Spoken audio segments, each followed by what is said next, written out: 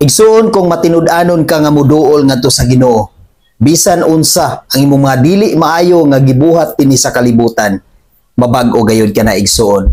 Ang imong kinabuhi nga wala nakapahimuot ngadto sa Ginoo, nga wala nagbuhat sa mga kabubuton sa Dios, nga wala nagbuhat sa mga butang nga maoy makapahimaya ngadto kaniya, kung ikaw matinud-anon nga muduol ngadto sa Ginoo igsuon, ang tanan nga nagdala og tap-tap sa imong kinabuhi, ang tanan nga maoy nakadistract sa imong kinabuhi igsuon, mabag-o ka na ug mausab ka na tungod kay ang gahom sa Dios wala gayoy pinaka-powerful igsuon nga mulabaw pa sa gahom sa Ginoo. Ang Dios ang pinakagamhanan igsuon nga maoy mo bag-o, nga maoy mo usab sa imong kinabuhi kung unsa man ang atong kinabuhi karon.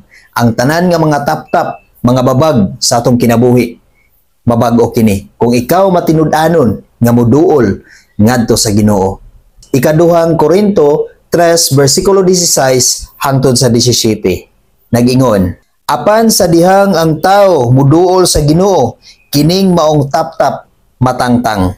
Sa 17, ang Ginoo mao ang espiritu, ug hain gani ang espiritu sa Ginoo anaay kagawasan. Mao na igsuon muduol gayud kita nga matinud-anon ngadto sa Ginoo. Ayaw kaulaw igsuon sa pagduol ngadto sa Ginoo. Ayaw kahadlok sa pagtugyan sa imong kinabuhi ngadto sa Ginoo igsuon nga matinud-anon gayud. Iduol lang imong kaugalingon ngadto sa Ginoo igsuon nga matinud-anon gayud. I-humble down ang imong kaugalingon. Ang Dios na sayod sa matag usa kanato. Dili kita angay nga mahadlok, dili kita angay nga mabalaka. Tud kay ang Ginoo igsoon andam nga mubag-o sa atong kinabuhi. Bisan unsa ang mga tap-tap sa atong kinabuhi igsoon, bisan unsa kadautan sa atong kinabuhi dinhi sa kalibutan, kung nakahuna-una kag dautan, nakahimo kag dautan, nakasulti kag dautan, o bisan unsa nga mga tap-tap sa imong kinabuhi, kung unsa ka nang nakadistract sa imong kinabuhi karon igsoon, duol nga matinud-anon ngadto sa Ginoo. Tud kay kanang tanan kaya ka ng baguhon sa Dios. Atong hinumduman igsoon nga kung asa gani ang espiritu sa Dios, ana gayoy kagawasan. Kung ang espiritu sa Ginoo igsoon ana kanimo, ana sa matag usa kanato, aduna kitay kagawasan. Ang tinuod nga kagawasan igsoon, mao ka nang nagkinabuhi ka nga gawasnon.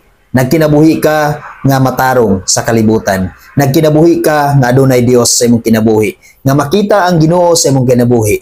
Makita nga ang imong kinabuhi ebidensya nga ikaw niluwas na ni Kristo. Magkinabuhi ka nga adunay Dios. Adunay resulta sa imong kinabuhi. Adunay kita sa imong buhi nga ikaw matanon sa imong pag-alagad ngadto sa Ginoo. Matinud-anon sa imong pagduol, sa imong pag-surrender ngadto sa Ginoo. Makita ka na sa imong pagkinabuhi dinhi sa kalibutan igsoon.